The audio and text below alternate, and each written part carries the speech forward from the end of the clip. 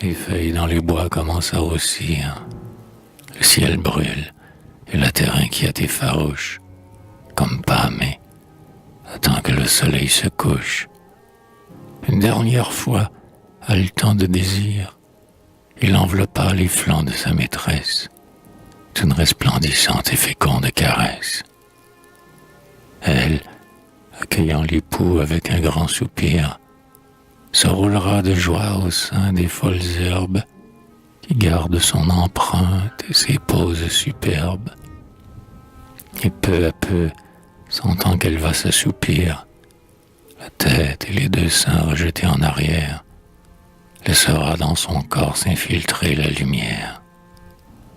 Mais la brise marine est fraîche, les mouettes planent dans la clarté du pâle crépuscule, et la paisible mer en déferlant ondule, comme un ruban moiré sur la plage muette. Éveillez-vous, beaux yeux d'argent de la nuit brune, ouvrez-vous sur la mer, palpitez dans l'espace, joyeuse et riant la voile qui passe, étoiles, doucement naissez une par une. Je vous regarderai tremblante, incertaine, surgir à l'horizon dans une brume exquise, puis vous resplendirez, et mon âme conquise vous aimera d'amour comme des sœurs lointaines.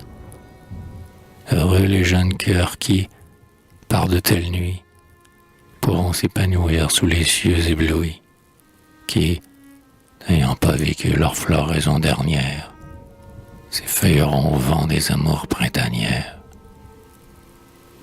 qui seront de beaux lys d'un éclat immortel, et qui parfumeront la montagne et le ciel. Ils s'en iront s'asseoir, pensifs, sur la falaise, et, sans aucun remords, pourront s'aimer à l'aise. Ils seront bien heureux et s'aimeront assez pour ne jamais songer à compter leurs baisers. Ils auront devant eux la mer, la nuit immense, et leurs amours voilés seront faits de silence.